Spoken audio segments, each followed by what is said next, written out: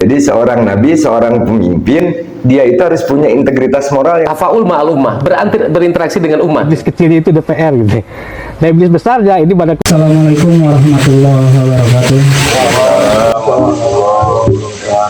Balik lagi di channel Jaki Mustafa Official, yang mana channel ini adalah channel literasi, channel edukasi yang mengedepankan literasi, ideologi, serta ngopi. Dan alhamdulillah kita hari ini tuh berangkat ke tempat yang begitu istimewa ya, Kang Gibran. Betul. Tempat yang nuansa alamnya tuh terasa banget ya, segar banget betul. Yang biasa kita di ruangan, kita sekarang beranjak ke kampung apa ini namanya? Kampung Palasa, Desa Babakan Loa. Ya, begitu nyaman gitu di samping kita punya tagline tukang ngopi. Alhamdulillah ngopinya makin nikmat ketika ditemani dengan nuansa alam seperti ini. Alhamdulillah kita semua bisa berkumpul lagi ya Kang Gibran, tentunya dengan narasumber utama kita yang punya channel Kang Jaki. Dan hari ini kita ditemani juga oleh narasumber baru. Alhamdulillah, teman ngopi baru, guru baru, teman bersengkrama baru nih. Sebelumnya bisa perkenalkan diri dulu Kang. ya. Tentang terkait dengan Kang. Terima kasih. Nama saya Sopwan, tapi biasa orang manggil Opang. Sehari-hari saya guru, tapi bukan gembul. Bukan gembel ya Pak ya. Berarti kita panggil Kang Opang aja tuh biar lebih akrab ya, Kang Gibran ya. Kenapa? Karena semua narasumber di channel ini tuh Kang dipanggil Kang, biar Sundanisnya dapat, tata krama kita juga, yang tua juga tetap dapat gitu. Punya iya betul. Kang Opang ini punya background sebagai pengajar ya, yang duduk. Insya Allah berkaitan dengan tema kita hari ini. Cocok sekali. Iya. Tema kita hari itu tentang pendidikan Kang Opang yang kita akan angkat, karena ya seperti kita tahu bahwa pendidikan zaman sekarang tuh mungkin kurikulumnya bagus mungkin ya, tapi implementasinya kurang ya, kita tidak tahu. Makanya kita akan bahas agar kita menjadi tahu gitu ya. Baik Kang Jaki dan Kang Opang, sebelumnya ada sebuah kutipan yang disiapkan oleh Kang Gibran selaku penulis materi, yang mana kutipan ini itu dinyatakan oleh salah satu founder GSM atau gerakan sekolah menyenangkan gitu. Yang kutipan tersebut itu berbunyi seperti ini: negara menggelontorkan dana dan kisaran 300 sampai 600 triliun Kang untuk dana pendidikan. Tapi dalam realitanya ternyata bertolak belakang dengan dana yang dikucurkan gitu, tidak sesuai realita. Bahkan dalam konteks ASEAN, Indonesia itu menduduki peringkat 5 ke bawah ranking pendidikannya secara sains. Dan menarik juga ya, bisa kita lihat di postingan-postingan zaman sekarang, ketika anak SMA ditanya tentang pembagian perkalian, mereka tidak tahu 40 bagi 2 aja mereka kebingungan gitu. Makanya peringkat sains dan numerik itu 5 ke bawah, di bawah Vietnam dan negara-negara lainnya. Nah, untuk negara Vietnam sendiri Kang, nilai rata-ratanya itu di angka 460 sekian gitu. Sementara Indonesia sendiri ada di angka 370-380 yang lebih berat. Sangat jauh ada ketimpangan poin, karena ada degradasi pendidikan mungkin ya dari Indonesia sendiri. Nah, yang mana kalau dikalkulasiin Kang, poin tersebut tuh berkisar sekitar 20 tahun. Kalau misalkan dibagi, tertinggal sekali lah. Kita kisaran kalau di data yang kita kumpulkan sekitar 20 tahun perbedaan kualitas pendidikan Indonesia dengan negara lain. Sebenarnya itu kalau negara lain diam, kita butuh waktu 20 tahun untuk mengejar. Nah gitu kan. Tapi kan kalau negara lain juga maju kan, kita makin jauh nggak capek, walaupun dikasih waktu 200 tahun juga. Sebelum kita masuk ke pertanyaan-pertanyaan yang akan kita ajukan Kang, bagaimana sih terkait hal ini menurut Akang berdua, terkait konteks Indonesia menggelontorkan dana sekian ratus triliun tapi tidak ada faktanya? Kalau bahasa Kang Jaki itu hanya kentut saja gitu. Silakan mau dari Jawa dulu. Terima kasih. Sebelum kita bicara ke masalah dana ya, ini tentunya kalau dikatakan tadi pasti ada masalah, ada masalah. saya bicara tentunya ini kita pakai data ya, supaya jangan dianggap bahwa ini mengada-ada, bahwa memang pendidikan kita itu bermasalah, tidak jelas, sama halnya dengan tidak jelasnya bangsa ini. Jadi bukan hanya pendidikan. Kalau pendidikan kita nggak jelas, ya, bangsa kita ini lebih nggak jelas lagi. Gini, menurut hasil dari penelitian PISA, PISA itu Program of International Student Assessment, mengatakan, ini tadi bisa lebih parah lagi nih kalau dibilang dari 200, mengatakan bahwa remaja-remaja atau anak-anak sekolah di Indonesia itu adalah bisa digolongkan buta huruf. Betul. Buta huruf. Bukan buta huruf dalam arti literasi ya. Tapi buta huruf dalam arti bahwa apa yang mereka baca, mereka itu gak paham. Apalagi menghubungkan dengan bacaan-bacaan lain. Kemudian si bacaan yang satu dengan bacaan lain itu dihubungkan, disatukan, kemudian menjadi konsep diri, menjadi visi dirinya. Itu artinya secara literasi dia bisa membaca, tapi functionally illiterate. Artinya yang sesungguhnya bahwa anak-anak kita itu memang buta huruf. Betul. Apalagi Kalau jika tadi dikaitkan dengan dikatakan- membaca realitas. Betul. Kalau tadi dikatakan tidak hanya urusan masalah numerik, tapi masalah bagaimana mereka Literasi memahami berpikirnya mungkin ya kan. itu dikategorikan Lebih mau sebagai lagi. buta huruf. Itu yang pertama. Begitu, Kemudian ya. yang kedua lebih ngeri lagi nih. Ternyata mahasiswa tahun pertama itu masih menurut PISA bahwa pemikiran mereka itu setara dengan anak kelas 3 SMP. Iya, betul. Saya pernah barusan dibahas terkait PISA Itu. Dan itu mengejutkan. Makanya saya sebagai guru juga, waduh, ini sungguh mengerikan. Dari mana nih kita akan mulai? Itu yang pertama. Kemudian kita cari share data lagi. Mungkin sebelum lanjutkan saya potong. Maksud dari 3 SMP itu negara lain mungkin ya? Ya, di negara maju. Oh iya. Jadi kita itu tahun pertama Sarjana, masuk S3 perguruan mungkin. tinggi. Di mereka itu pemikiran anak 3 SMP. SMP, betul. Itu ngeri. Kemudian data yang kedua. Tadi data yang pertama, kemudian yang kedua. Menurut World Population Review tahun 2021, ini peringkat Indonesia itu ada di peringkat 54 dari 78 negara. Dekat sekali ke akhir kan gitu. Kalah dengan Singapura. Singapura itu 21. Padahal negara kecil ya kan? Iya, jauh. SDM-nya jauh. Di kita seharusnya gitu kan. Dulu aja tahun 60-an Malaysia berguru ke kita. Ngambil dosen-dosen dari Sekarang kita. terbalik ya? Malaysia sekarang sudah ya urutan ke 38. Kemudian Thailand ke 46. Yang ketiga, data yang ketiga kalau tadi data ke 1-2 kurang cukup, ini supaya lebih melengkapi. Lebih paten ya kan? Iya. Menurut Indeks Pembangunan Manusia UNDP, ya, Human Development Index, bahwa indeks negara kita itu 713. Sedangkan rata-rata itu dunia 0,739. Jadi kalau dilihat dari indeks Pembangunan manusia. tersebut, kita itu adalah urutan ke 112 dari 149 negara. Itu data. Jadi Ya, saya data. tidak mengatakan bahwa ini buruk. Mengada-ngada ya. data mengatakan kita Seperti itu. buruk gitu. Bukan kata kita Bukan, gitu. bukan. Data mah. Kan Data mah. yang berbicara kita buruk, betul.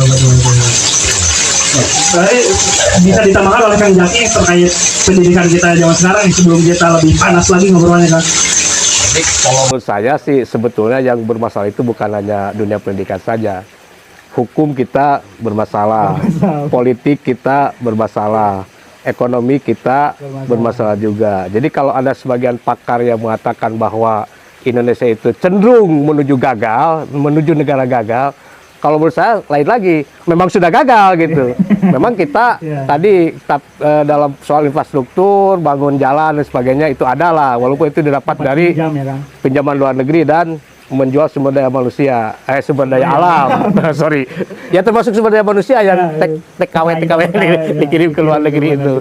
Nah, tetapi dalam soal pembangunan karakter, gitu, dalam soal pembangunan mental, kali ini yang saya kira bukan menjadi lebih baik setelah negara ini berjalan hampir 80 tahun, mungkin secara karakter, secara mental kita justru degradasi dari generasi ke generasi. Nah, di mana ini problemnya? Tadi kembali, karena salah satu tugas pendidikan itu kan bukan hanya menciptakan manusia cerdas harusnya, tetapi juga menciptakan manusia yang berkarakter, berakhlak, dan bermoral, sesuai dengan bunyi dari Undang-Undang Pendidikan itu sendiri. Tetapi faktanya, jangankan soal moral, karakter, dan akhlak, soal kecerdasan pun tadi sudah disampaikan oleh Kang Opang bahwa S3 di sini itu mungkin kalau di luar negeri itu sama saja dengan SMP gitu. Nah ini kan pertanyaannya di mana akar persoalannya, kan itu harus dicari gitu. Betul. Mau ditambahkan nggak jangan. Saya agak shock mendengar data kita hari ini bahwa pendidikan kita tuh tertinggal permasalahan banget gitu ya kalau menurut data tadi. ada lalu. masih ada data. Kita masuk ke pembahasan yang agak lebih serius nih, Kang Opang dan Kang Jaki. Wakil Presiden baru kita, Mas Wapres, ingin mengadakan kurikulum baru yang mana coding dan pembelajaran komputerisasi lah akan diterapkan untuk SD dan SMP. Berkata dari kasus sebelumnya, yang mana jangankan muridnya, guru yang sudah tua-tua itu tidak ngerti komputer. Permasalahannya di situ dulu gitu. Nah, kita sambungkan dengan potret keadaan pendidikan hari ini, Kang, yang seperti Akang tadi jelaskan datanya sedemikian rupa gitu. Ditambah hal karakter siswa zaman sekarang itu teramat sangat kurang ajar gitu kan. Bagaimana sih kelengkapan data yang akan disampaikan terkait potret pendidikan kita hari ini? Silakan, Kang. Iya. Tadi masalah yang pertama mengenai hasil atau prestasi. Kemudian yang kedua tadi dari masalah anggaran. Ternyata tiap tahun kita itu mengalami peningkatan sekitar 6% tiap tahun. Anggaran. Ya. Ya. Walaupun selama kepemimpinan pemerintah selama 10 tahun ini, pemerintahan Jokowi, masalah pendidikan itu kelihatannya abai. Abai. Sibuk Ya. kontol. Walaupun tiap tahun itu ditingkatkan sekitar 6%. 6%. Nah, kita lihat sekarang guru atau dosen itu ada yang penghasilan per bulannya, kalau di kampung itu ada yang 200.000. Betul. Bagaimana mereka bisa hidup? Itu per bulannya, Kang. Per bulan. Betul. Di kota masih mending 1,5 juta sampai 3 juta itu dosen. Tapi hidup di kota kan Mahal ya, Kang. mahal. Jadi daya belinya. itu juga satu permasalahan. Itu permasalahan. Kemudian Betul. permasalahan lain tadi masalah kurikulum. Wakil Presiden mengatakan bahwa ingin mengadakan kurikulum coding, ya. coding itu baru. Jadi jangan terlalu percayalah. Masalahnya apa? Saya tuh yakin dia nggak ngerti apa yang dia omongin. Nggak ngerti. Nah, coba dia suruh paparkan itu tentang gagasannya. Coding tersebut, Saya yakin dia nggak bisa. Nggak ngerti. Jangan-jangan termasuk bagian yang tadi yang kelas 3 SMP itu. Ah iya, jangan-jangan. Kayaknya cuma 2,3 Jangan. 2, sekian itu nggak lulus. Kalau lu Nggak lulus. Jadi begini, dari beberapa termasuk masalah kurikulum, penerapan kurikulum di kita, ternyata masalah kurikulum di kita itu terus berganti, tiap ganti menteri ganti kurikulum. ganti menteri. Apakah ganti kurikulum itu bagus? Bagus. Karena memang kurikulum harus disesuaikan dengan perkembangan zamannya Zaman. kan Betul. dan kebutuhan negaranya. Tuh. Tapi sekarang apakah ada evaluasi yang menyeluruh Tuh. dan semua orang tahu bahwa kelebihan kurikulum ini apa, kemudian diperbaiki dengan kurikulum baru, evaluasi ya kan? dan ini adalah sisi-sisi kebaikannya atau istimewanya. Nggak pernah kita dengar itu Iya.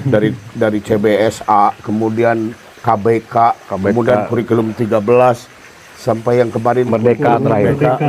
Entah apa lagi nih sekarang. Ya, ada, Tidak katanya pernah ada tuntas. pembaruan, ya. Nah, yang jadi masalah sekarang di dalam dunia pendidikan itu kita kenal ada mafianya loh. Mafia pendidikan. Mafia pendidikan bukan hanya Bukannya mafia hukum atau bukan. mafia politik Mafia gitu kan. pendidikan juga ada. Bukan hanya mafia narkoba juga. Betul. Ayo kita buktikan kalau Ya. mafia itu ada. Pertama, pada saat kita menyusun kurikulum, di situ ada proyek kan. Tuh, betul. Nah, ada pihak-pihak yang bermain dengan proyek itu, berkepentingan dengan proyek-proyek itu. Kemudian yang kedua, pada saat kurikulum itu diterapkan, umpamanya anak SMK diusahakan begitu selesai dia bisa merakit mobil, tapi Ya. bukan SMK, karena SMK itu mobil bodong. Ya. SMK ya betul Ah. bodong. Terus sekarang lihat di kita itu banyak pabrik-pabrik mobil, ya, yang sebetulnya itu adalah pabrik-pabrik asing. Ya, Pabrik lokal Nah, kalau sekarang Ya. itu diambil alih oleh asingnya gitu. nasional, mereka mengatakan sok atau silahkan Anda bikin mobil sendiri, kami akan hengkang, gitu kan? Dan negara itu tidak siap untuk itu. Tidak punya Investasi kemampuan untuk tersebut, dia keluar gitu kan. Nah ini juga satu masalah. Jadi samping tadi masalah mafia, apa namanya pendidikan, banyak masalah-masalah lain termasuk mungkin di dalamnya adalah carut marut pendidikan itu karena memang ditandai dengan maraknya korupsi di dalam dunia pendidikan. Mau masuk perguruan tinggi nyogok itu berapa itu yang kemarin rektor itu ditangkap, kemudian beberapa dosen itu ditangkap karena memang terbukti dia menerima sogokan untuk masuk ke perguruan tinggi. meloloskan mahasiswanya kan. Kemudian ada laporan juga bahwa beberapa kepala sekolah menyalahgunakan anggaran BOS. Dan itu korupsi dianggap sebagai satu hal yang sudah biasa. Karena apa? Ya, yang di atas juga kan sama korupsi.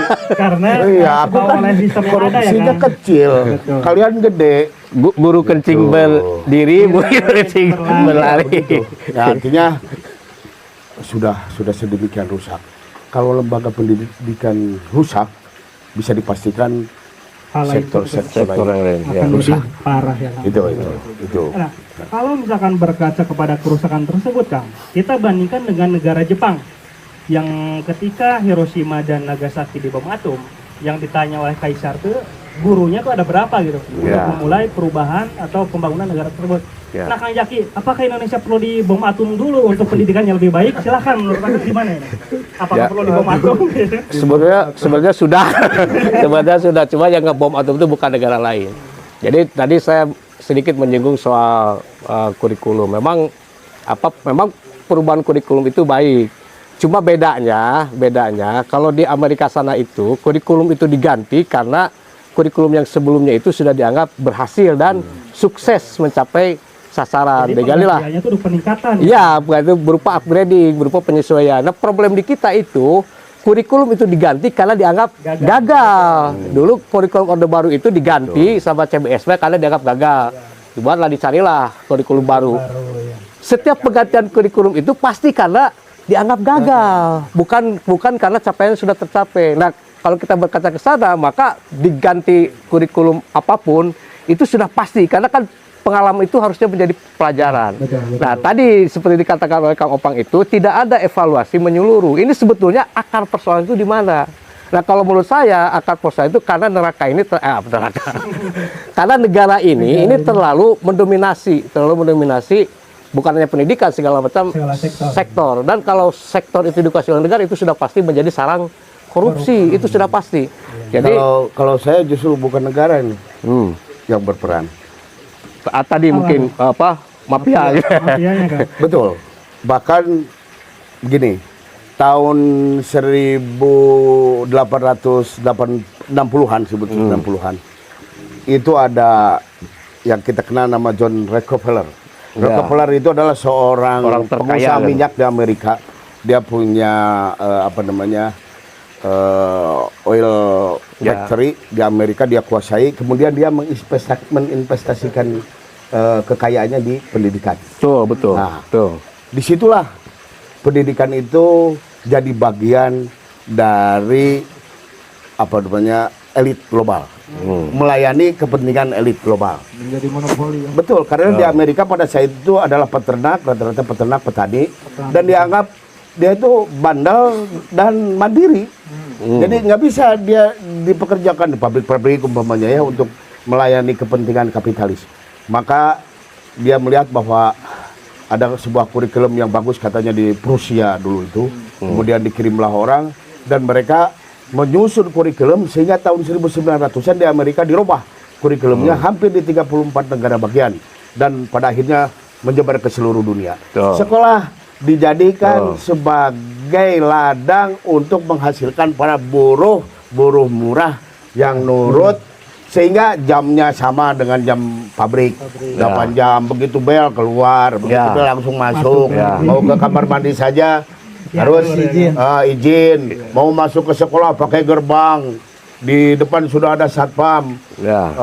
Terus guru-gurunya pakai seragam yang kaku gitu kan.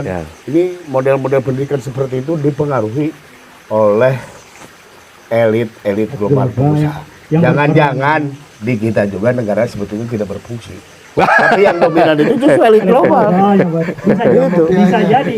Ini baru Tapi berhasil atau tidak itu kan berhasil. Berhasil. Ceritanya berhasil. Kalau di kita kan tidak berhasil juga, Karena itu masalahnya. Tujuan orang tua sampai hari ini masih ada yang menyekolahkan anaknya supaya jadi pekerja, kan begitu? supaya dapat Supaya jadi pekerja, bukan jadi ilmuwan, bukan jadi seorang yang cerdas, yang memiliki jadi pengusaha umpamanya, memiliki ide-ide kreatif dari sisi ekonomi dan sebagainya, ekonomi kreatif ya, jadi pekerja.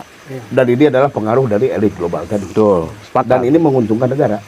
karena ada pemasukan terhadap Betul. negara. Seperti yang barusan saya ingin bilang, kita ini baru permulaan Kang Gibran, tapi udah agak mulai panas. Seperti biasanya, ya sejam ke depan tuh kan kita biasa berbincang panas kan. Sebelumnya Kang Hilman juga bilang ini tuh ngeri-ngeri sedap obrolan kita. Padahal bukan ngeri-ngeri sedap, emang ngeri beneran gitu kan. Silakan Kang Gibran dilanjut nih untuk pertanyaan selanjutnya.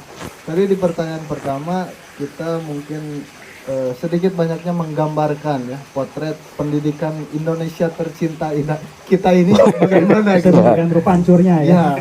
Nah mungkin tadi dari data dan realita mungkin ya tergambarkan bahwa pendidikan kita itu carut marut gitu ya, mau dari sisi karakter, moral dan lain sebagainya. Nah sebetulnya apa sih Kang Opang dan Kang Jaki yang menjadi akar masalah penyebab dari penyebab utamanya gitu ya, dari kecarut-marutan yang sudah dijelasin tadi itu ini gitu.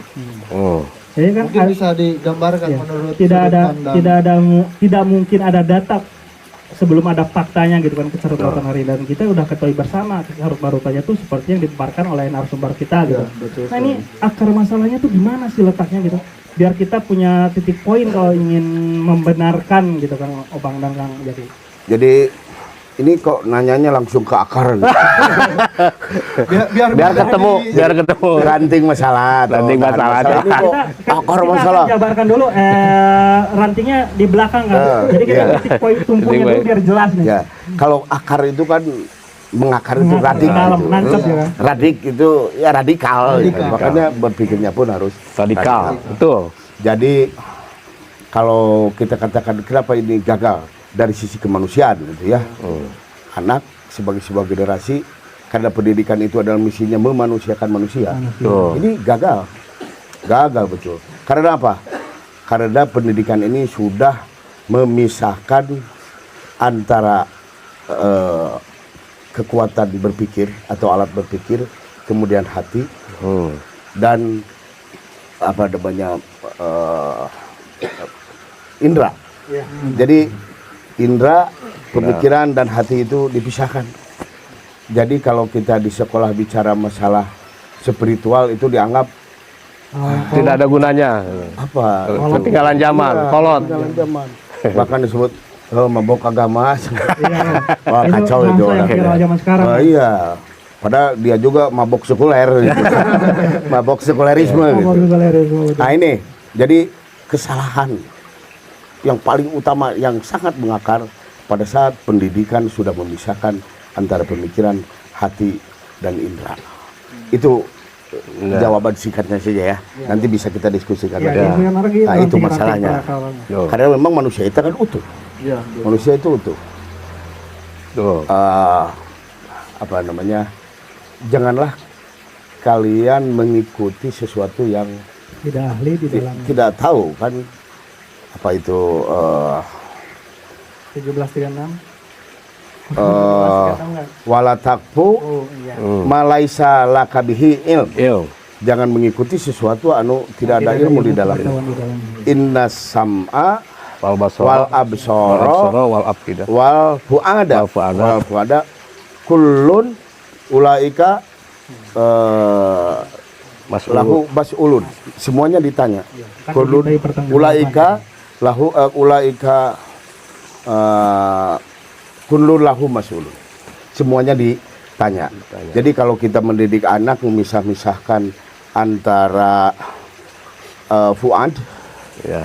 kemudian absor dan sam'an, itu pendengaran artinya indera, hati dan pikiran, maka itu akibatnya nanti lihat bahwa itu adalah ada di ayat lain dikatakan sebagai kal an'am, Ya. balhum Adol. adol, seperti binatang bahkan lebih sesat Sesat lagi. lagi. Kalau dia pinter kemudian dia jahat, malingnya luar biasa.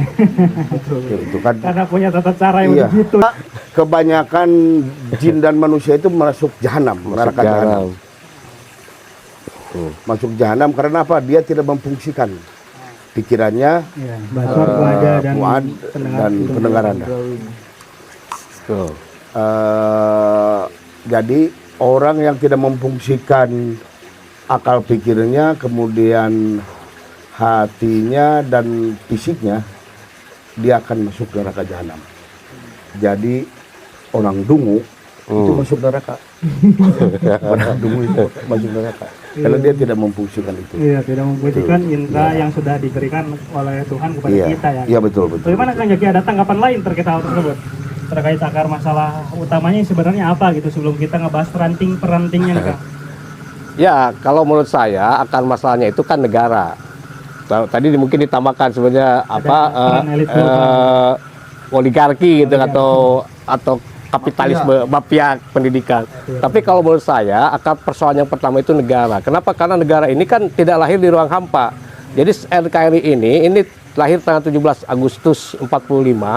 Kan sebelumnya sudah ada masyarakat itu, sudah ada pendidikan itu di negara kita ini, yaitu dalam bentuk pendidikan-pendidikan yang dikelola oleh masyarakat, katakanlah pondok pesantren. Mungkin kalau di daerah saya pondok pesantren itu bukan hanya satu RW 1, mungkin satu RT 1 gitu, satu kampung satu, itu pasti ada pendidikan. Jadi dulu itu seluruh rakyat Indonesia ini dapat mengakses pendidikan.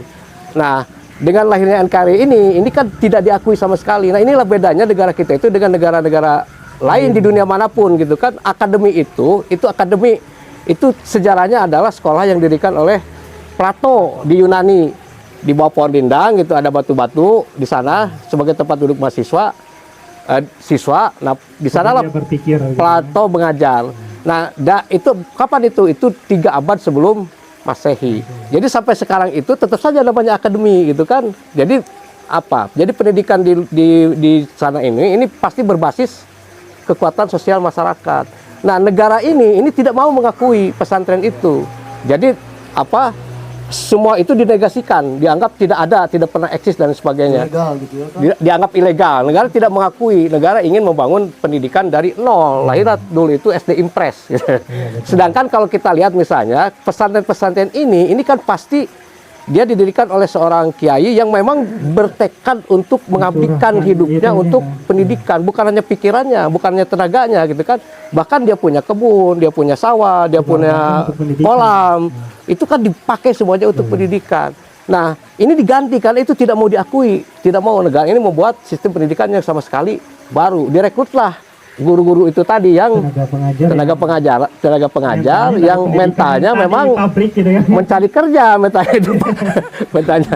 Itu akar persoalan yang paling pertama kalau menurut saya gitu. Yang nanti itu rentetannya panjang dari sana. Kalau menurut saya kalau pendidikan ini mau baik, tinggal apa kekurangan dari pesantren ini, tinggal ada standarisasi, ada upgrading, dilengkapi, bukan dinegasikan, bukan tidak diakui.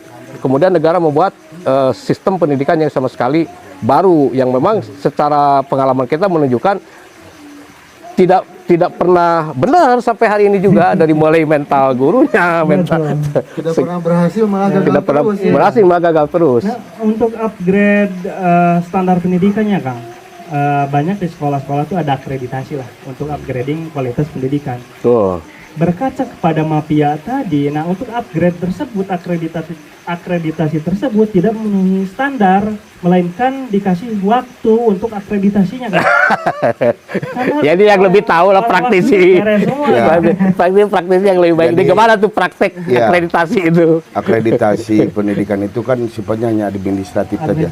Kalau administrasinya rapi, itu kan data-datanya lengkap dan sebagainya dianggap sebagai sekolah yang bagus. Umpamanya predikatnya A gitu, sampai muridnya banyak. Dan itu pun bisa dibeli, kenyataannya faktanya kan begitu. Mungkin di belakang ya.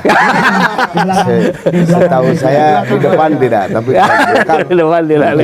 Mari kita runtutin lagi nih, Kang. Dari mulai tenaga pengajarnya dulu mungkin ya, agak lebih runtut, dari pendidikan, pengajar, siswa. Kita beranjak dari tenaga pengajar yang Kang Opang sendiri adalah seorang guru untuk mengajar siswa-siswanya. Dalam hal akreditasi tadi, Kang, ya kebetulan saya lahir di suatu kampung pelosok yang tertinggal nih, Kang. Ada beberapa sekolah yang swasta lah katakan. Nah, untuk guru-gurunya sendiri itu bukan orang yang benar proper sebagai guru gitu. Tamatan SMA ngajar gitu. Karena yayasan sekolahnya punya keluarganya gitu. Yang otomatis metode pengajarannya pun akan di bawah standar gitu kan. Beda hal dengan seorang sarjana yang fokus pendidikannya tuh untuk mengajar kembali. Pasti punya tata cara yang diajarkan gitu. Nah, terkait gurunya tadi, Kang, yang tidak terakreditasi untuk pengajar, bagaimana pandangan Akang terkait hal itu dulu gitu kan, sebelum kita beranjak ke hal yang lebih menarik lagi sini. Jadi ini lingkaran setan sih sebetulnya ya. Jadi begini, bukan lingkaran malaikat, bukan. Jadi gini, produk sertifikasi itu diantaranya adalah UPI, Universitas Pendidikan Indonesia. Dia mengeluarkan sertifikat bahwa seorang guru itu tersertifikasi atau tidak. Itu ada pelatihannya kan. Nah, sekarang kalau umpamanya praktek di lapangan, bahwa ternyata guru yang tersertifikasi pun umpamanya masih dikatakan di bawah standar, ya jangan diberikan untuk mengajar ya gitu kan. Sedangkan ini sertifikat sudah terlanjur diberikan. Karena memang secara administratif kemudian hasil tesnya juga bagus. Tapi apakah guru dengan anak di kelas itu pernah nggak di sertifikasi atau disurvei bagaimana sih guru mengajar ke anak gitu? Itu saya pikir nggak pernah. Jadi yang teliti itu masalah administrasi dan sebagainya. Tapi bagaimana guru menyampaikan materi atau bahan ajar sesuai dengan kurikulum yang diberlakukan oleh pemerintah, sudah pas atau tidak, itu tidak pernah sampai ke sana. Pola didiknya juga betul. Gitu ya, Bang. Nah, kenapa demikian? Begini, SDM-nya, kalau kata UPI, umpamanya ini SDM-nya dari sananya. SDM-nya dari mana? Kan gitu. Dari fakultas-fakultas pendidikan kan gitu. Fakultas pendidikan dari mana? Dari SMA. Ya, jadi lingkaran setan itu tadi. SMA-nya juga udah standarnya udah jelek umpamanya. Dari SMA dari mana? Dari SMP. SMP-nya tadi itu yang baca aja belum bisa. Kemudian SD-nya terus muter seperti itu. Kata SD, Iya. ya gurunya itu terus. Nah ini artinya satu masalah yang apa namanya lingkaran yang tidak selesai. Ya. Itu tadi karena Memang permasalahan. diawalinya oleh hal yang tidak benar gitu kan. Karena memang segala sesuatu diukurnya secara administratif. Nah, jadi itu barangkali Karena esensi. negara kita ini negara atau bangsa yang terjebak kepada prosedural administratif, tidak kepada substansi. Kan di kita itu yang penting tingkat partisipasi tinggi. Jadi yang penting sekolah, tidak peduli mau bodoh mau ini juga. Kalau di bangsa lain barangkali yang penting itu pintar. Mau sekolah mau enggak terserah gitu. Tapi yang penting pintar. Kalau di kita itu yang penting sekolah mau pintar mau bodoh juga terserah. Buat ngelamar Yang penting buat kerja, ijazah, gitu. buat ngelamar kerja. Sekolah lulus dapat ijazah ngelamar kerja. Nah, itu Karena yang terfabrikasi oleh yang Kang Opang tadi Iya, jelasin. betul. Itu pertama dari soal guru yang tidak kompeten untuk mengajar ya Kang. Sehingga muridnya pun ya apa yang bisa diharapkan gitu. Tapi kalau menurut saya tadi persoalannya kan bukan hanya dari sisi kompetensi. Itu kan yang lebih parah ini dari sisi jiwa pengabdian sebagai tenaga pengajar. Jadi nah ini yang oleh negara itu dibunuh. Karena kalau seperti saya tadi ceritakan ini, kalau masyarakat kita itu dulu, misalnya saya punya apa ya, karuhun lah, orang tua itu mungkin jauh-jauh sebelum negara berdiri, ini buat lembaga pendidikan, itu semuanya dibiayai oleh pribadi tanpa ada negara, karena memang jiwa pengabdiannya itu di sana. Nah, yang modal-modal besar bangsa ini yang seperti ini yang dibunuh oleh negara, tidak diakui. Harusnya kalau menurut saya justru mereka inilah yang harusnya dibangkitkan sebagai dirangkul sebagai tenaga pengajar. Adapun nanti kesalahan kekurangan terkait masalah administrasi, kekurangan terkait masalah standarisasi, kompetensi, kan negara tinggal melakukan upgrading, tinggal melakukan standarisasi. Tapi kalau merekrut orang yang memang mentalnya bekerja, ya susah, dibuat begini dibuat begitu juga tetap susah, karena mereka menganggap bahwa pendidikan ini adalah industri, pendidikan ini adalah lahan untuk bekerja gitu. Iya. Bahan bisnis juga gitu. Ya terkait non kompetensi gitu kan, tidak berkompetensi untuk mengajar gitu. Di samping itu katakanlah para guru ini sudah proper semua, sudah kompeten semua dalam untuk mengajar. Di sisi lain ada gaji yang kurang untuk pemenuhan. Tapi ada yang ditambahkan terkait kesejahteraan guru yang hari ini jauh dari kata standar. Iya betul. Ya. Honorer. Iya betul. Jadi itu masalah, saya sepakat itu masalah. Tetapi masalah yang jauh lebih besar itu adalah tadi terkait masalah mentalitas. Nah ini yang membedakan. Jadi saya lihat ini fenomena yang menarik di kita itu. Betul, saya juga bertemu dan banyak sekali teman-teman guru yang memang penghasilannya itu 200.000, 300.000 per bulan di bawah sekolah. Tapi coba bayangkan dengan penghasilan begitu saja mereka ini tetap mau untuk mengabdi, mau untuk mengajar. Nah justru kalau secara mental saya kira orang-orang seperti inilah yang harusnya menjadi prioritas. Betul. Sementara difasilitasi oleh negara itu karena sudah jelas dalam diri mereka itu dan jiwa mereka ini ada jiwa pengabdian maunya. Mau untuk mengajar walaupun dengan penghasilan yang tidak layak, walaupun didolimi gitu. Nah sisi lain banyak juga kan kelompok guru yang memang tadi sudah terurus oleh negara lah, sedikit banyak sudah terurus oleh negara yang memang mentalnya justru lebih jelek dibandingkan guru-guru yang tidak terurus oleh negara itu. Jadi mungkin negara ini juga harus jauh lebih menghargai orang-orang yang guru-guru yang seperti ini, yang mereka itu siap untuk mengabdi walaupun dengan penghasilan yang Minim banget ya. yang sangat minim gitu. Jadi di samping tadi ada beban mengajar, dia juga punya beban untuk Hal ekonominya kan. administrasi. Oh iya, Iya, Beban administrasi betul. juga. Jadi kasihan. Ya, kalau jadi tenaga kuda gitu atau di bawah TOC ini tuh kerja rodi gitu. Bagaimana Kang Gibran ini ada tanggapan terkait hal ini? Silakan Ya. Kang. Jadi kan artinya tadi pertama kita menggambarkan potret ya.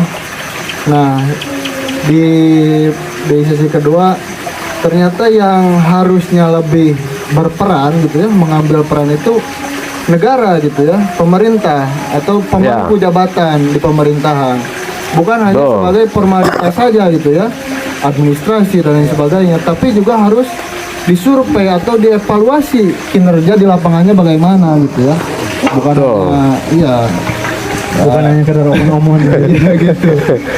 Bukan hanya bagus di atas kertas saja gitu. Nah, itu kita berbicara tentang guru, katakanlah honorer yang di bawah angka kesejahteraan. Mari kita beranjak kepada guru-guru yang kesejahteraannya di atas rata-rata nih Kang.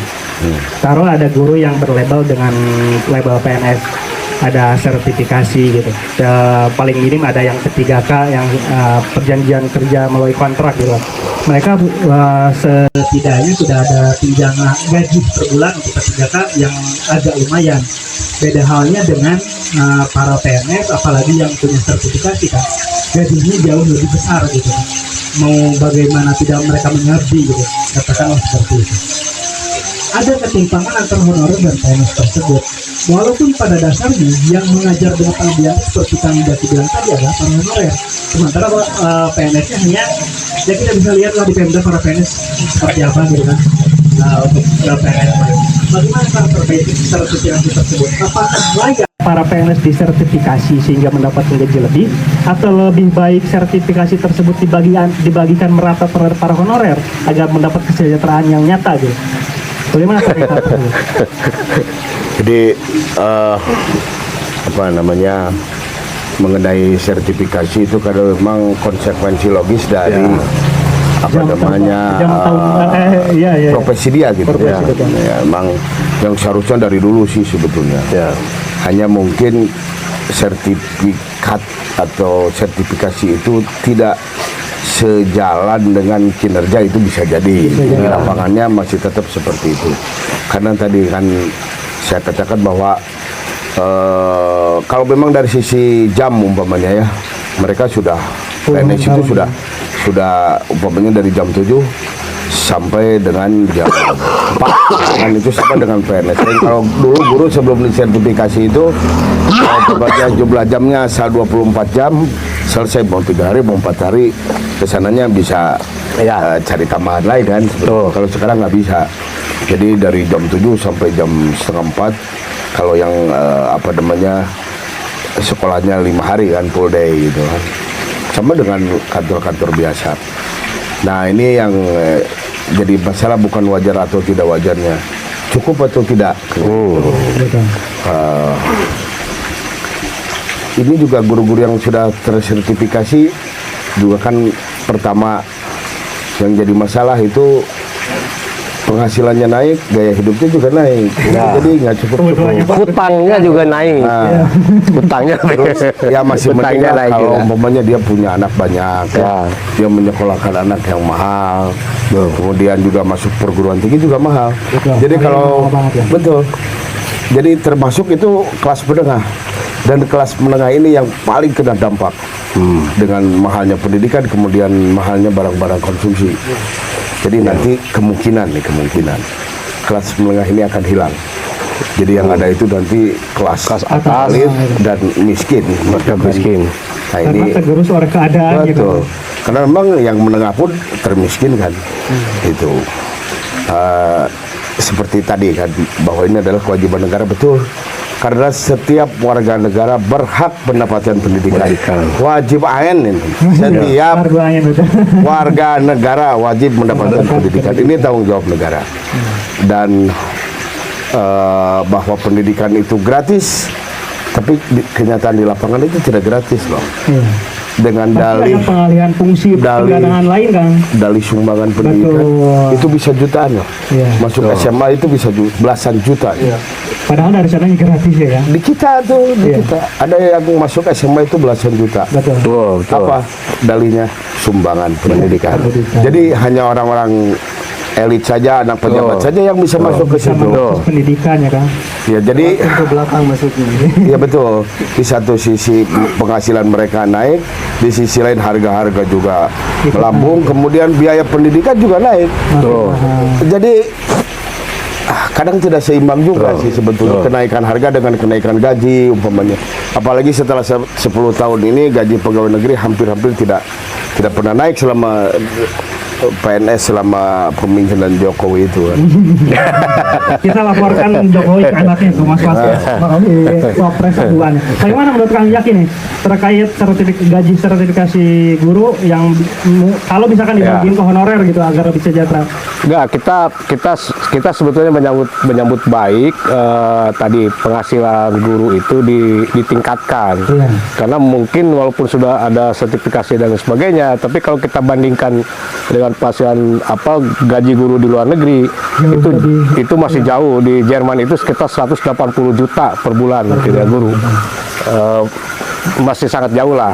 Tetapi kan ada pertanyaan lain bahwa tadi apakah kemudian ketika sertifikasi ini atau penghasilan guru itu ditingkatkan ini berkorelasi positif juga dengan peningkatan kualitas pendidikan? Kan tidak. Kan itu masalahnya, apakah tadi dengan bahannya ya pendidikan itu berkorelasi dengan output yang lebih baik? Itu kan tidak juga. Jadi artinya ini ada persoalan yang jauh lebih mendasar daripada itu gitu. Daripada sekedar memang itu perlu, itu wajib, karena sebetulnya guru ini kan harusnya dia diposisikan sebagai manusia super karena dia akan menentukan nasib bangsa di masa depan gitu. Jadi kalau menurut kata-kata dulu itu kan guru dulu, baru kemudian ratu, baru orang tua. Nah, tapi faktanya pengalaman kita menunjukkan bahwa walaupun penghasilan guru ditambahkan, ditingkatkan, artinya tidak berkorelasi dengan hasil dengan output dan atau output pendidikan kita. Artinya ada persoalan yang lebih mendasar di situ.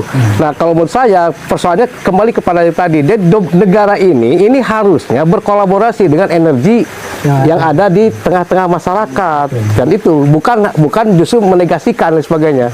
Jadi saya dulu dengar cerita misalkan Cak Nur itu kan manusia yang agak sedikit jenius, cuma dia tidak berijazah, tidak bersekolah karena dia sekolahnya di Gontor, itu dianggap tidak bersekolah.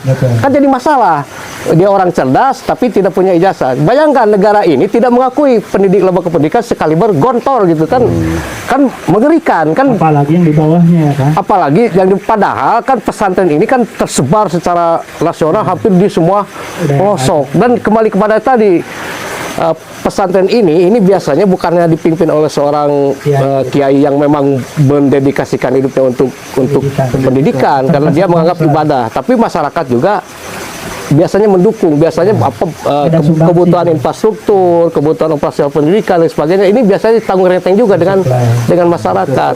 Nah, jadi kuncinya di negara manapun saya kira pendidikan ini harus kolaborasi antara negara dan masyarakat. Dan masyarakat ini yang terjadi di negara-negara maju. Jadi yang salah kita ini Kan pesantren di kita itu sama dengan kalau di Amerika sana misalkan ya komite sekolah. Mengapa komite sekolah itu berjalan di sana? Ya karena secara kultural kan menyatu. Kalau kita hanya mengadopsi sistemnya saja tetapi secara kultural bertentangan, ya tidak berjalan. Coba buat di sini komite sekolah untuk SD Impres, nggak ada masyarakat yang mau nyumbang, dijamin itu nggak akan ada walaupun konsepnya sama. Tapi kalau untuk pesantren, saya yakin pasti banyak orang yang Karena terberat hatinya juga ya kan, ketika ranah pesantren yang berbicara. Oke, dari guru yang honorer dan guru yang PNS kita beranjak ke dunia pendidikan yang lebih tinggi, kampus katakan. Untuk daerah Garut sendiri, kampus itu ada pada biaya masuknya gitu. Di luar benar tadi kata Kang Sofwan, kaum itu kan tidak ada karena akan termiskinkan, sementara yang terkaya-kaya tidak pernah ada gitu. Untuk Garut sendiri tadi saya bilang itu mahal, per semesternya itu sekian juta, ada yang 5 juta, ada yang 6 juta, tergantung jurusan. Ya, mau bagaimana orang miskin mendapatkan pendidikan gitu ya. Saya ada kawan di semester 5 berhenti kuliah kan, karena tidak punya biaya untuk meneruskan kuliahnya. Kita benturkan dengan istilah guru adalah pahlawan tanda jasa. Bagaimana terkait pahlawan tanda jasa tanpa tanda jasa itu dengan mahasiswa yang terputus tanpa kuliah, dan kemana peran negara akan hal tersebut ya, sehingga para banyak mahasiswa yang padahal rekan saya ada orang yang cerdas karena tidak punya biaya ya tidak bisa dari kuliah. Bagaimana ini Kang? Mau dihindari dulu? Jadi memang betul terasa itu ya, berat sekali kuliah anak-anak ini dengan sistem UKT itu bayaran yang optimal gitu. 9 juta bahkan di atas, itu tergantung fakultasnya, tergantung perguruan tingginya, tergantung fakultasnya juga. Ini semua karena memang PTNBH itu ya yang sangat memberatkan. Jadi tadi bahwa kalau perguruan tinggi itu sudah dijadikan sebagai arena industri. Ya, kemudian yang kedua, yang lebih parah lagi itu bahwa perguruan tinggi itu sudah dipolitisasi. Rektornya umpamanya diangkat oleh presiden dan secara politis kebijakannya pun harus sama dengan presiden. Itu terjadi kemarin, sehingga banyak guru-guru besar kemudian rektor-rektor sebuah perguruan tinggi merasa resah dan mereka turun ke jalan bersama mahasiswa. Dan ini tidak boleh terjadi lagi. Bagaimana sebuah perguruan tinggi sebagai laboratorium bangsa ini ya, dari sisi kemasyarakatan, ekonomi, dan memproduksi pemikiran-pemikiran, lalu diintervensi dengan hal-hal yang bersifat politis seperti itu, kemudian yang bersifat industrialisasi. Justru kalau kita anggap bahwa perguruan tinggi itu sebagai lembaga di mana kita menginvestasikan masa depan generasi kita, bukan dijadikan sebagai ajang bisnis gitu. Nah ini makanya sulit berharap kalau memang perguruan tinggi di kita sekarang ini masih tetap dipolitisasi, kemudian juga jadi tempat industri pendidikan gitu kan. Ini saya pikir tidak akan muncul pemikir-pemikir yang kritis, tidak akan muncul kelompok cendekiawan, tidak akan muncul kelompok katakanlah ilmuwan-ilmuwan besar, pemikir-pemikir handal seperti tadi Nurul Bagi dan sebagainya. Karena memang lembaga pendidikannya sudah dikotori seperti itu. Untuk hal tersebut Kang, ya mau bagaimana para mahasiswanya menjadi seorang pemikir ketika mahasiswanya orang tuanya ditekan oleh biaya, ya otomatis harus cari keuntungan. Bahkan solusinya ada. Bagaimana tuh solusinya Kang? Pinjam di pinjol. Itu ada perguruan tinggi yang bekerja sama dengan 83 pinjol. Jadi kalau mahasiswa tidak bisa kuliah, solusinya pinjol. Gila. Jadi komunikasikan itu ya? Iya betul, kerjasama dengan 83 lembaga pinjol. Iya, betul. Ada beritanya pernah dimuat secara nasional itu. Nah, balik lagi ke hal tersebut Kang. Mau bagaimana menjadi seorang ilmuwan para mahasiswanya ketika ditekan oleh hal tersebut, ya otomatis ketika lulus mereka sibuk mencari kerja menggunakan ijazah sebagai modal gitu. Kayak ada lagunya dari Iwan Fals. Nah untuk hal tersebut, termasuk saya adalah mantan mahasiswa nih Kang. Saya alhamdulillah tamat S1 dengan secara gratis Kang. Tahun pertama hingga tahun ketiga saya beasiswa. Tahun ketiga beasiswanya saya ngeprok antar rektor. Saya tidak mengajukan nomor nilai gitu, tapi saya datang ke rektor, Pak, saya tahu Bapak punya jatah per tahun untuk mahasiswa, saya minta 1. Langsung ketok, akhirnya saya dapat beasiswa. Tapi kan tidak semua mahasiswa seperti itu, Bang. Ada yang terhalangi, terbenting oleh biaya hadin dengan kampus-kampus yang mahal, gitu. Baik secara negeri maupun secara swasta. Nah, ada anak ideologi saya yang kuliah di perminyakan, Kak. Per semesternya di angka 15 sampai 25 untuk semester, belum uang kos, belum uang makan, uang lain sebagainya. Nah, bagaimana anak-anak orang yang di bawah standar ekonomi untuk bisa mengakses pendidikan, Kang? Sementara biayanya seperti itu gitu. Nah, kita benturkan dengan Menteri Pendidikan kemarin. Kemana sih fungsi Menteri kemarin, Kang? Sehingga biaya pendidikan tuh hari ini sangat melambung tinggi gitu. Jangankan kampus SMA negeri favorit pun sangat mahal. Bagaimana menurut Kang Jaki akan hal tersebut? Ya, tadi kan sudah disebutkan bahwa negara kita ini mengeluarkan uang 300 triliun sampai 600 triliun per tahun untuk pendidikan. Itu harusnya mungkin sudah sangat memadai. Tapi kan ada problem lain tadi itu, ya salah satunya adalah korupsi juga dan sebagainya. Jadi memang seperti tadi disebutkan, ini kan yang disebut dengan lingkaran setan. Jadi pendidikan itu kan satu-satunya peluang rakyat ini, untuk rakyat miskin untuk mengubah nasib dia gitu kan untuk naik kelas dari rakyat miskin menjadi rakyat yang sejahtera lah. Itu satu-satunya pintunya itu adalah pendidikan. Problemnya pendidikan ini kan tidak aksesibel, tidak bisa diakses oleh masyarakat miskin. Ya digembok gitu ya. Pendidikan ini menjadi hak eksklusif orang kaya. Ini yang disebut dengan lingkaran setan, salah satu lingkaran setan tadi. Ya, nah yang juga menjadi persoalan besar adalah terkait output. Jadi kalau menurut saya, memang pendidikan mahal itu gak terlalu masalah, karena memang di luar negeri juga sama pendidikan yang baik itu mahal. Nah, problemnya kan kita pendidikan itu sudah mahal, ya outputnya tidak jelas. Kan itu kan apa? Kan negara kita ini bergantung 100% kepada teknologi, produk dan lain sebagainya dari asing gitu ya. Hampir semua lah, dari mulai penggaris, jangka sampai itu made in China sampai. Nah, kan kita bertanya, lalu uang yang 300 triliun sampai 600 itu outputnya apa gitu kan? Nasib negara ini tidak pernah beranjak. Kita ini bergantung dari mulai pakaian, dari mulai gelas, dari mulai kepada asing. Jadi misalnya tadi jangankan industri mobil gitu kan, gelas aja atau tekstil saja itu kan bahan bakunya dibeli dari luar negeri, mesinnya dibeli dari luar negeri, kita cuma memutar saja. Jadi nilai tambahnya itu sangat-sangat minim. Ya tadi itu, jadi itu dana yang 600 triliun itu buat apa aja gitu kalau begitu kan pertanyaannya. Itu tambahan dari saya. Untuk peran menteri sendiri, berarti menteri pendidikan kemarin itu teramat sangat gagal ya Kang, terkait gelontoran. Ya pasti gagal karena negara kan kebergantungan negara kita itu hampir 100% kepada asing. Ya mungkin menteri kita kemarin itu lebih cocok ngurus Gojek sih daripada ngurus pendidikan gitu. Karena kalau sekedar bikin kurikulum ya orang biasa tuh bisa gitu kan. Yang diharapkan itu bukan hanya sekedar ngurus kurikulum kan, tapi ada pembentukan karakter di kalangan siswa. Kita masuk ke ranah siswa Kang Gibran. Apakah ada yang mau ditanyakan terkait kegilaan siswa hari ini Kang Gibran? Ya betul sekali. Tadi disinggung juga soal karakter dan moral ya. Kita kesampingkan dulu lah masalah siswa yang nggak bisa baca. Tapi kita lebih lihat lagi kepada moral atau karakter ya, karakter siswa. Nah, di tahun-tahun kebelakang kan sempat ramai di media sosial, bahkan dijadikan sebuah tradisi, kebiasaan. Siswa-siswa itu jangan jauh-jauh di luar kota lah, di Garut saja. Saya itu alhamdulillah alumni itu punya musuh bebuyutan.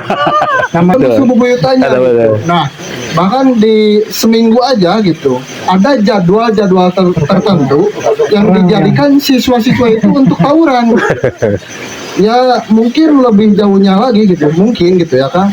Mungkin bisa jadi sebelum tawuran itu kan mereka pesta miras atau narkoba dan lain sebagainya gitu. Bahkan yang tawuran itu bukan cuma laki-laki Kang Ali, cewek-cewek itu tawuran. Artinya kan karakter dan moralnya itu bisa dikatakan bermasalah gitu ya. Kan kita sekolah itu buat mengajar ilmu gitu, pendidikan, kita ingin belajar supaya menjadi manusia yang memang benar-benar manusia gitu ya. Tapi pada fakta realitanya kok kayak gini gitu. Mungkin bisa dikasih tanggapannya dari silakan Kang. Terkait moralitas siswa hari ini Kang.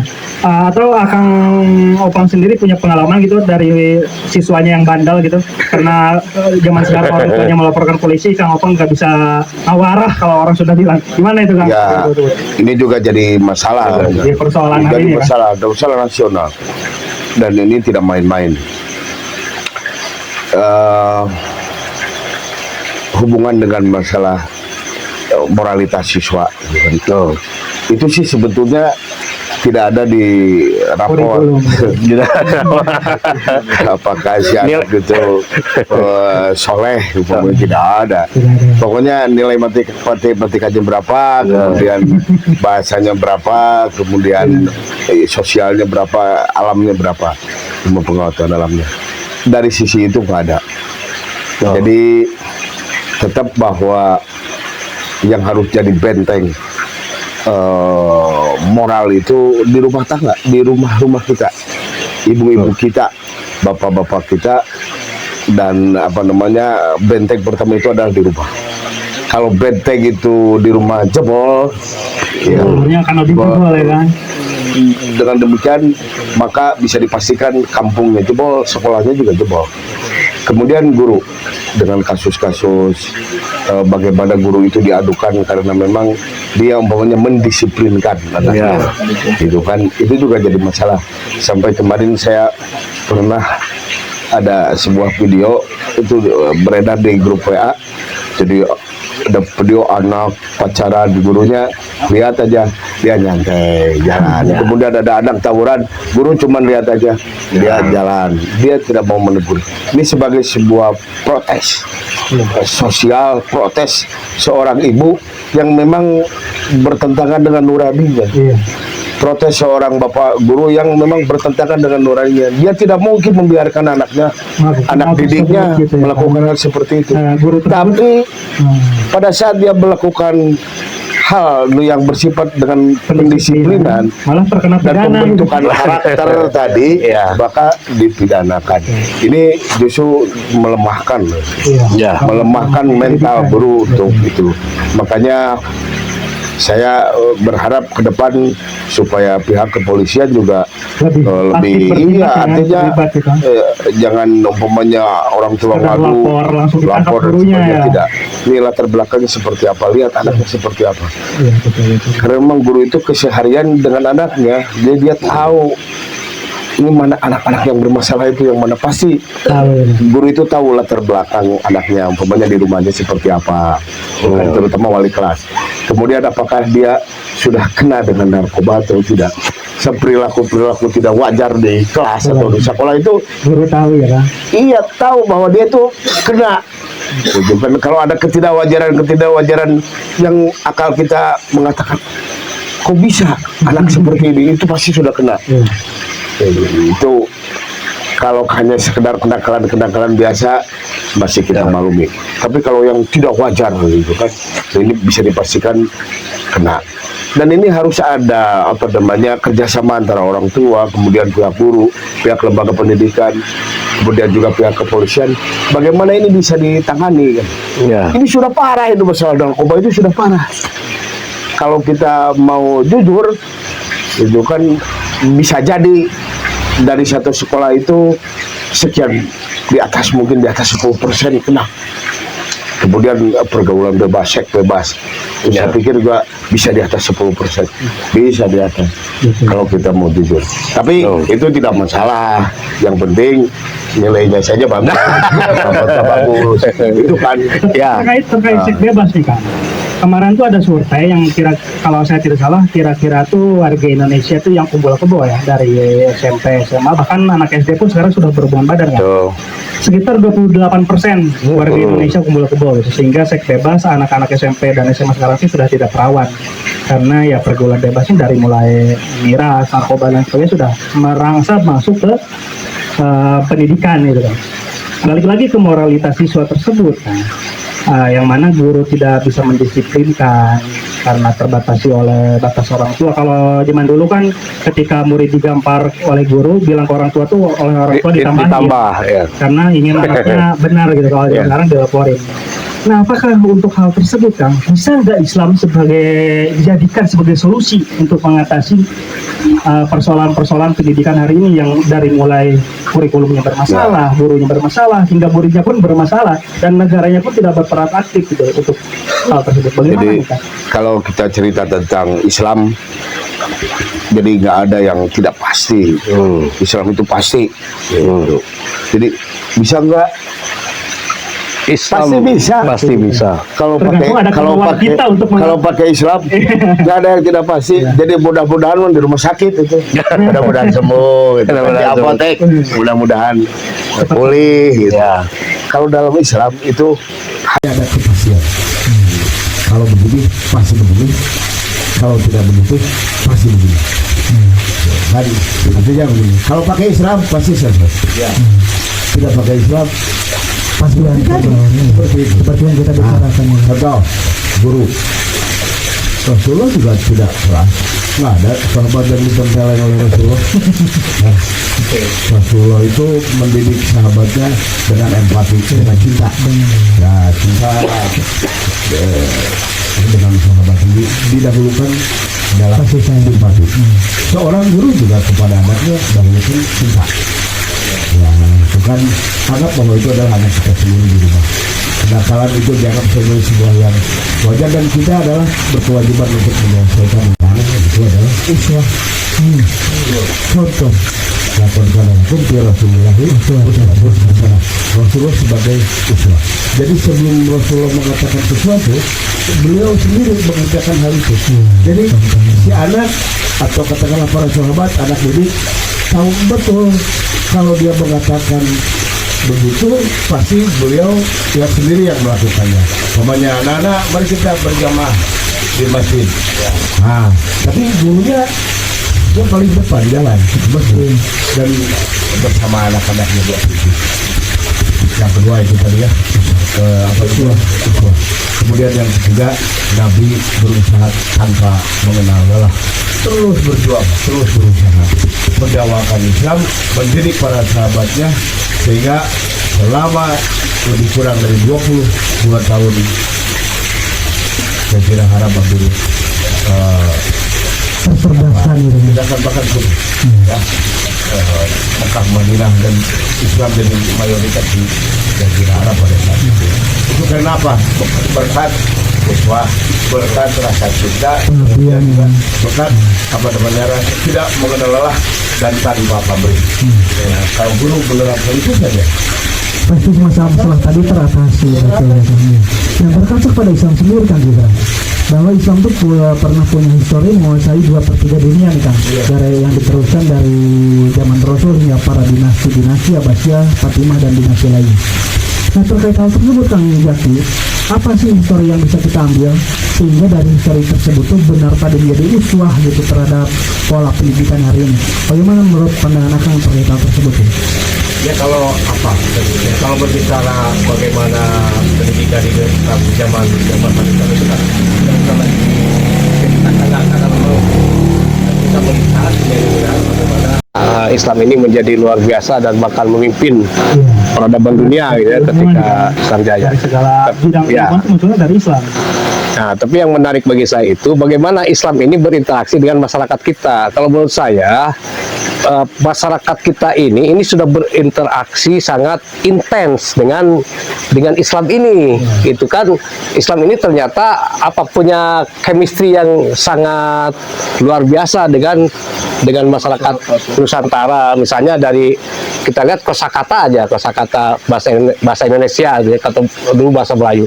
Itu kalau dicabut unsur Islamnya itu hilang semua.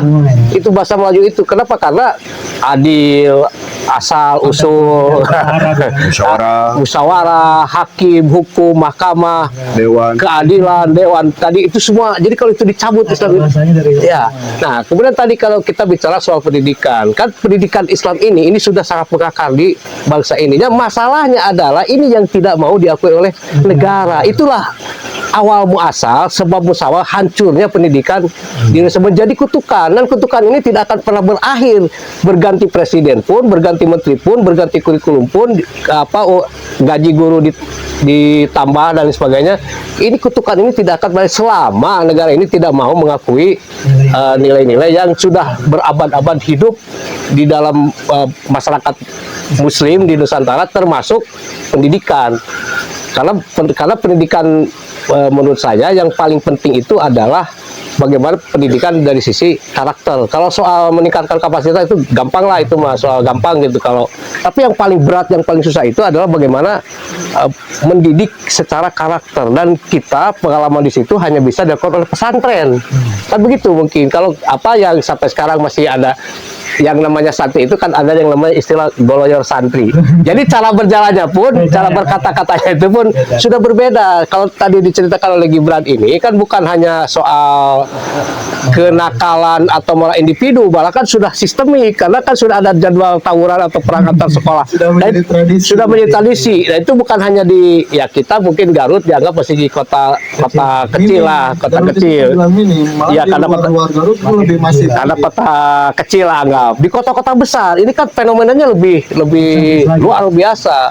Nah, sementara tadi kalau menurut saya pendidikan karakter ini sudah sangat sukses ditanamkan di bangsa ini selama berabad-abad di dunia pendidikan Islam. Nah, ini yang tidak diakui oleh negara sehingga bukan hanya sistem pendidikan, maka negara kita terkutuk karena tidak mau nilai keislaman yang sudah mengadopsi jelas nilai-nilai faktanya, Islamnya ya. sudah jelas faktanya. Yang tadi yang kalau kita lihat dari sisi bahasa saja, Ketika bahasa Islam lah, bahasa Indonesia itu kan bahasa Islam, itu sudah jelas. Kalau dihilangkan itu hilang saja. Ya siapa yang mengajari kita pakai baju itu kan orang Islam. Kalau tidak dengan Islam, bangsa Indonesia itu cuma satu sedikit lebih tinggi dari monyet gitu. Di solusi lain atas kecarut-marutan bangsa ini salah. Karena Allah mengatakan wa nazzalna alikal kitaba tibyanan likulli syai'in. Itu yang pertama. Kemudian kenapa ini terjadi seperti ini? Iblis mengatakan dan dia minta izin. Qala fa bi izzatika la aghwiyannahum ajmain. Dengan ijahmu ya Tuhan. Artinya untuk menyesatkan saja dia minta izin Tuhan. Masih ada etikanya. Masih ada etika. La aghwiyannahum ajmain, akan aku sesatkan semua manusia ini. Semua, catatan semua. Kalau menyesatkan orang perorangan itu gampang. Tapi kalau semua, ini pasti ada sesuatu yang bisa menggiring semua. Apa? Sistem. Iya, betul. Jadi yang bisa menyesatkan itu adalah sistem. Itu kata iblis. Kata iblis, akan aku sesatkan kalian dengan sistem. Ya. Itu saja closing sistem dari saya. Jadi kalau kita sekarang ada dalam kesesatan, kalau kita sekarang ada dalam kecarut-marutan kehancuran, maka iblis sistemnya sedang bekerja.